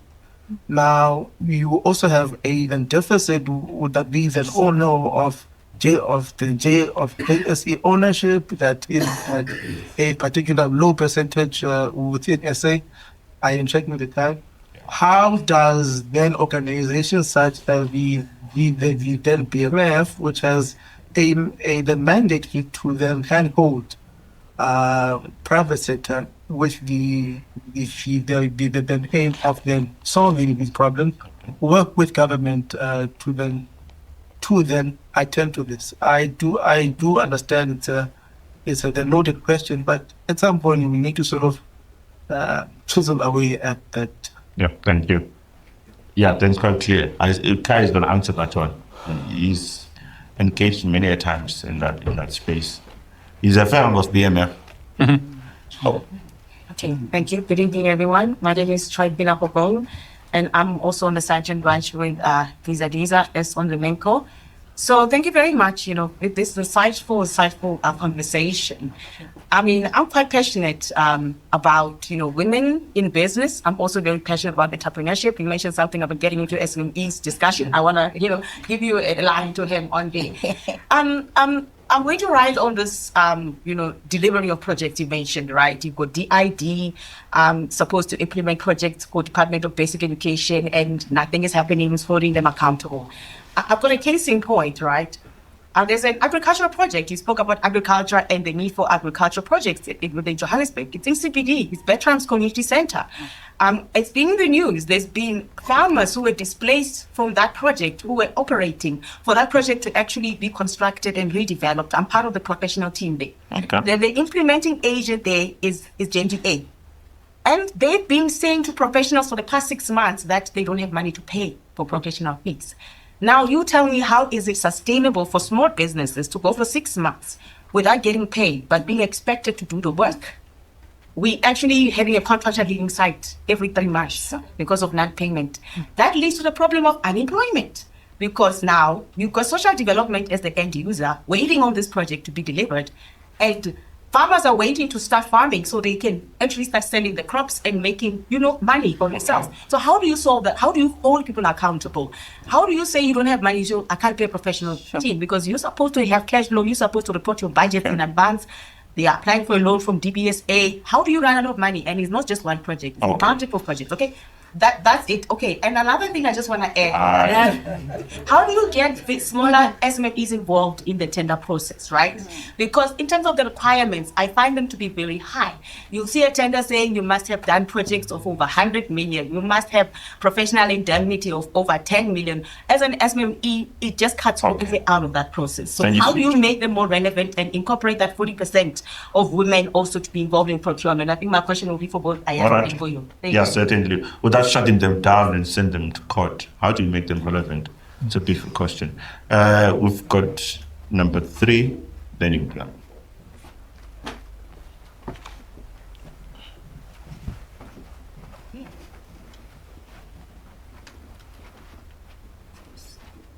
Thank you.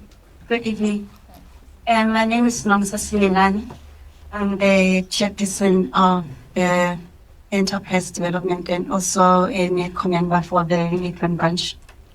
My question is to all the panelists, if they can take a better minute, but also to Vuyo, because I think it's more about accountability.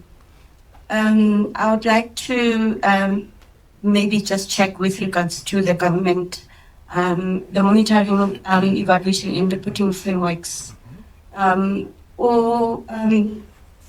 Premier indicated is that, there's the SEZ, there's the pipeline projects, there's the Vanseria projects, but those projects, I would like to find out, does the government actually check who gets those projects? Because as BMF, we have black leaders who also want to penetrate in those markets, just like says I understand.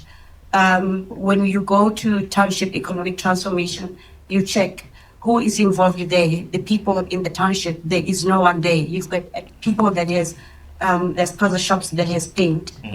So in enterprise development, what we have checked, and when we go to the ground, we've got entrepreneurs that sometimes they go to projects, they have purchase orders that are large. They cannot fulfill those purchase orders because of financial problems. So we need financial inclusion. How do we ensure that we support those entrepreneurs, those SMEs, to ensure that they have financial funding? Because we cannot always talk about transformation funds.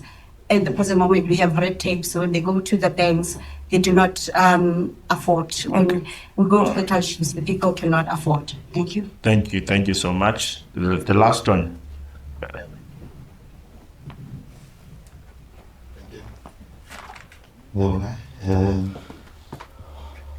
Just a quick one. I'm sure if there's questions online, but just check if there are questions online. Good to know from Tswane, Secretariat. My first question is to Ayanda. So are you saying that Twitter is not working or it's not gonna work? And the second question is, I've read to the people and I've tried to understand it's not just a code. When you guys are writing on my head, so we're not picking up. You guys are writing them for people, or you're writing them for lawyers, because it's very hard to digest some of the experts. Our politicians or our public figures are writing on our behalf, and they're supposed to represent us. They don't. Thank you, Mr. Kumar. I allow you to have the second question because you were quick. Is there a non-Manco member who can ask? I've been hearing Mancos. Is there someone not in the Manco who can ask? I'm running away from that. They are good questions. Aik, let's respond. I'm not going to repeat the questions. We were successful right out of the time I was given, but leadership gave me to continue. What do you want me to do? The template on collaboration being successful, the canvas is not very strong. what we do know is that, quite interestingly, in recent years, there have been some collaborations that are happening at the state level, being led by the presidency. I think the National Energy Crisis Committee, for example, is one example. Even the Solidarity Fund was one, but maybe it's because we were all fearing death, even the politicians, so for once they had to pay attention to us. But I think we do not have a very strong history of those types of collaborations. And obviously, we also had, for a very long time, a state that had ideological fixation with holding on to the commanding heights of the economy, which is a term that gets used a lot in ANC circles. And that is obviously a Soviet type of orientation that says you must control as much of the economy as you can, and whenever the private sector emerges, they're going to displace you as a state, and that's not desirable. But unfortunately, when the state doesn't have resources, it ends up not having a choice. So privatization happens by stealth. It happens right in front of their eyes. So that's really what we've seen happening in the South African context. But I do believe that it is now very clear that the state on its own doesn't have the resources. The state on its own doesn't have the capacity. So therefore, the state can only get somewhere if it collaborates. And those examples that we saw in this Premier's address, if they become the way we do things, we stand a better chance. Okay. Another question. Ayana, please take you've got your own. There was also a question on the SMME inclusion, which I'd also like you to touch on. Thank you so much. I think I'm going to just dovetail off of what Kaya was talking about now, that, sometimes privatization happens by default because of where we find ourselves in now. But I'm also of the view that government's role is to provide an environment that's conducive for SMMEs and for businesses to go. And we've said there that when you doubt the president, maybe incoming, don't know, but he thinks that it's important that Black people should have their own businesses, and we should start our own businesses. And it all boils down to being intentional. And I think that's the word I'm going to use to answer the three questions that were, pointed my way. We need an intentional government that's deliberate, that's decisive, and that's intentional. So even in a situation where we're finding that there's, a lot of privatization and the like, you have to be able to say what is our first and foremost, key objective, and that's to stimulate the economy as it pertains to SMMEs. So you asked the public-private partnership. I'm going to use a case study in Tshwane where we have e-hailing drivers, Uber, Bolt, InDrive, who are then saying we're being asked for permits, even though the state is not able to provide those permits. And in fact, the company that has, partnered with us as the e-hailing company did not require this of us. When elephants fight, being government and the private sector, it's the grass that suffers. We see then that the drivers are the ones whose vehicles were being impounded. The drivers are the ones who had to pay a bribe or to pay the money to release their vehicles. So in that situation, I am going to say that though government is the one that's responsible for the bottleneck and impounding, we have tech companies that are calling themselves technology companies as opposed to transport companies, so that they don't subscribe to the regulations of the state as it pertains to transport. And so it's those private sector companies that are the ones to blame when it comes to this, and yet they get away scot-free. It comes back to intentional government that's deliberate, that's decisive. And if you're saying we want to empower people who are drivers and who are earning a living through that way, you have to be able to be direct and intentional with Uber, Bolt and InDrive, to say this partnership is not going to be just us saying we're coming with a big and bold as government, help us. It's going to be us saying you may go to all of around the world and say you're a tech company, but here in South Africa you are a transport company, therefore you must abide by the regulations of transport. So very quickly, then when we speak about intentionality as it pertains to SMMEs, it's so heartbreaking to hear report after report of whatever quarter under review, and they say we've not reach the targets when it comes to people living with disabilities, or even women, or even township SMMEs. And they'll tell you that the reason why we couldn't do that is because we couldn't find any companies that provide this service. I've been at the legislature for now 6 months. Every single time that's the excuse. You then want to just throttle people and say, at what point are you going to say, if we don't find companies that fit the profile, we need to create them? We need to go out on the ground to the communities and say, how do we get cooperatives to come together? Guys, we're looking for companies that give us this product or this service. We need to train you so that you can give that product or service back to us. Because using the excuse of saying we don't find any townships in the, only companies in the townships that can provide this product or service is lazy thinking. To say we don't find any women-owned companies that can give us this product or service, again, and the same thing with people with disabilities. So I think you need a government that is intentional to say we're failing to meet this target, and we can't keep on giving report after report to say we've not achieved. We must intentionally go and create now, or we must make sure that we create an environment that's conducive for them to be created. Then the last question, I feel like it was very important. Can I just really, you can time me on this one, because at the legislature I only have 3 minutes to speak, so I've sort of mastered the art of shorting things. TIDA, the spirit of the act is very good. The idea of saying we need to procure 40% of government goods from townships, very beautiful. But the letter of it is what can be a little bit misleading, because it also doesn't even have regulations at the moment. So you have this act that's there, no regulations to tell you exactly how you're going to do what you planned to do there. And yet, even without the regulations, there is an implementing company, the agent called Family Tree Holdings, that went on to implement blindly without the regulations. So again, the problem is implementation. And then over and above that, you then have a situation where it's just 3 years in, I think it was a 2022 act, and it's already under review. So it tells you that when you planned this thing, there was no longevity in part. The spirit of it is very good, but the letter and the implementation of it leaves much to be desired. Thank you. All right. I think because I would have, let's start there, by the way, Tida, and I'm just trying to think now about your tires and all that. It's much more broader, and I think if you go through it, is where do you trade? Actually, the issue of the sponsors, and in my frustration, I was like, at least in Gauteng, we're not supposed to be here. We were talking about kids and all that, where are you trading? Because that was the spirit, is that a municipality must dedicate a space where you need to do a trade and how you must trade and all that. So you can't just decide that in this corner, it's my corner, I'm gonna then change tires. As good as it is. So how do you then deal with that industrialization and all that? So I kind of agree, but it was quite widely canvassed. Actually, what you've got now from national is actually a Gauteng process. They took literally document, and President announced it. But possibly those are some of the issues. The harmony between our country is too politicized. Well, I suspect it's logical because of where we come from and all that is. Got a very, very politicized space. And at some point, I mean, we're really quite a very healthy fiscus that we can then as well, we'll be able to deal with some of the things ourselves and all that.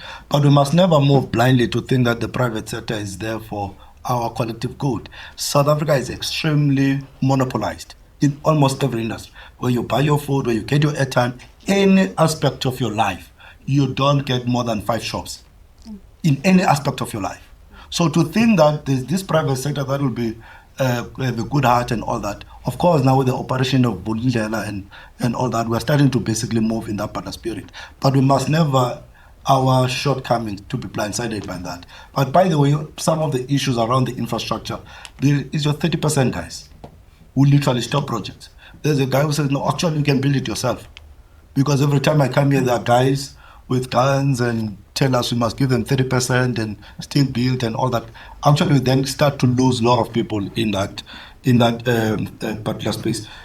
Because we've been in the firing line, and actually I quite like it, but let me just turn it back. Will possibly President need BMF to be more of an activist organization? To one hand, if you sit here and then we throw our hands in the air, you will need to hold your own government to account. To say, but on these issues, where are we?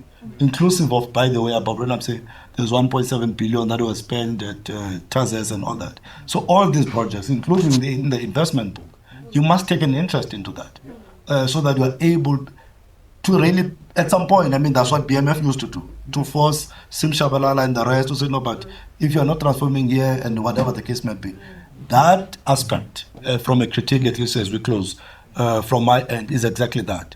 You need to get this institution because it's a very beautiful institution. It's professionals, it's blacks, they've got a direct interest, but you cannot play a passive aspect in relation to the state. And they don't have a choice but to say, let's have that meeting.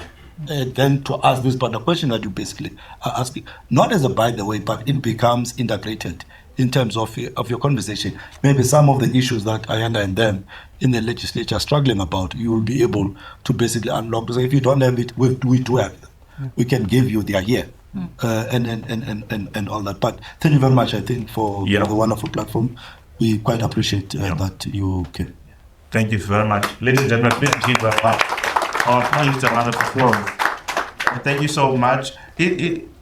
Just because of time, we have to end the discussion now. There will be another opportunity, hopefully, Chairperson, in future, even if we take some aspects of our discussion and perhaps take it further. Today, the Premier of Limpopo was doing the State of the Province address. She told us that they are paying suppliers it has improved. Payment of suppliers in 30 days improved to 99%. I don't know about yourselves. With 7 days. With 7 days. Except the health. Sorry? Except Department of Health and Education, the rest of them 7 days. They're not part of the province. No, I'm just sorry. They're a huge part of it. I don't want to lie to you. No. You want me to lie? No, unless you want me to lie. We would like to engage on these facts going forward and hold yourselves accountable. I think BMF is providing that platform to do that. More particularly, intentionality, on accountability. What does that mean, intentionality on accountability? Because I don't think we've cracked that open. And Kaya, we need an advanced or ABED definition of transformation, economic transformation. We can't be hearing our leaders defining transformation by how many young people involved in procurement, how many are women, and how many are living with disability. And you say that transformation is there in the speech. That is not transformation. BMF can hook you up with a quick training on what transformation in its whole entirety means, so that we can stand in front of people and say we are championing transformation in the year of the charter. As the Premier said, it's the year of the charter, but nothing, we are close to that. But we will continue with this conversation guided by our leadership. We unfortunately had to end. And it was not my making that we're ending at the 25 minutes past 8. Leadership allowed. I'm going to hand over to Bongi, our Deputy Chairperson in the province, to do an announcement and thank everybody that's here, and then take us home. Then we'll mingle outside.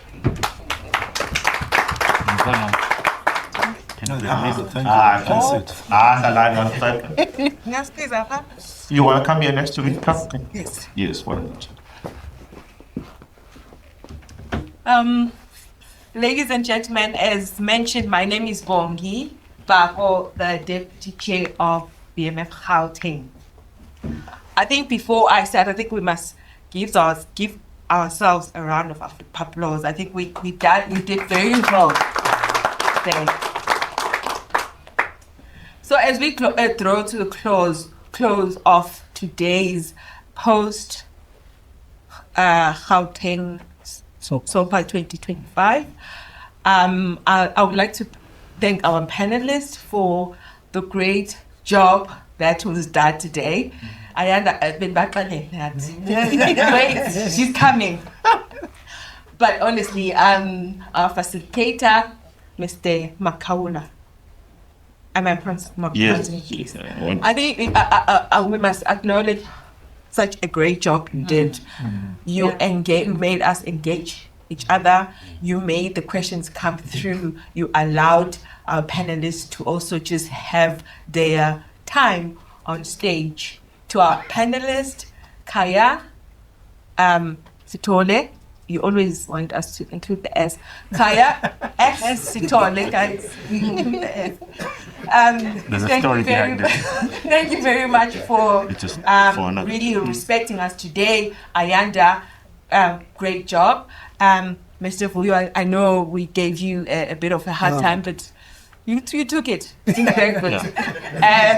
Very good. So our chairpersons that are here, with BMF chairpersons, but before I acknowledge you, chairpersons, I'm supposed to acknowledge our boss, the president, Mr. Mosei. Thank you very much. We know we're not from Gauteng. I don't know if you're from Gauteng now. Have you moved?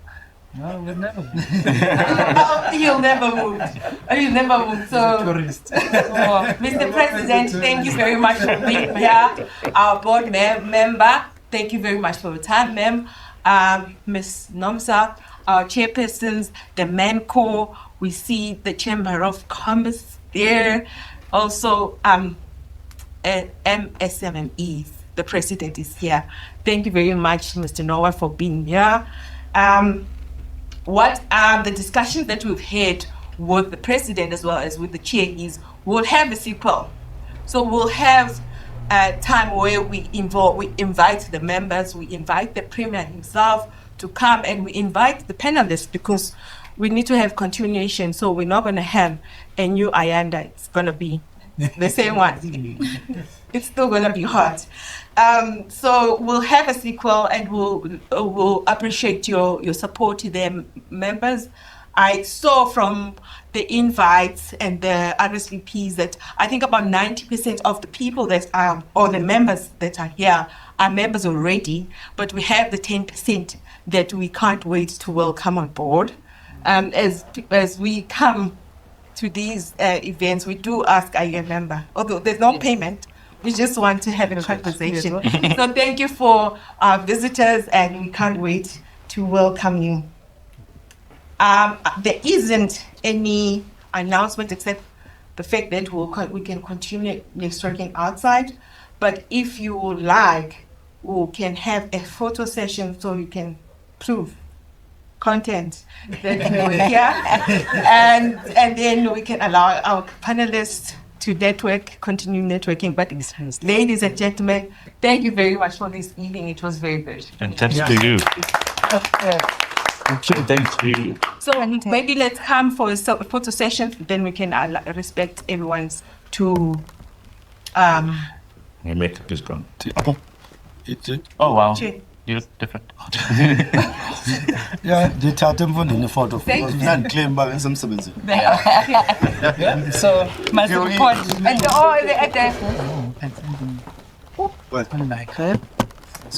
Oh, okay. Sorry, we were just having a moment here with share. So we will be sending a survey. Oh, okay, it's here.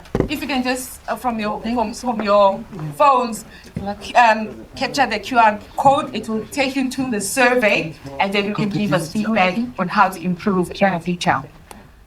2 minutes. Yeah. Before the photo. No, before they disappear. Before they disappear. Oh, the panelist is gonna wait. No, Mr. do it already. Oh, you are blocking. Your face is there now. Okay, so we'll, ladies, 1 or 2 minutes, we do the survey, then we come enjoy our VIPs. Thank you very much. Good evening.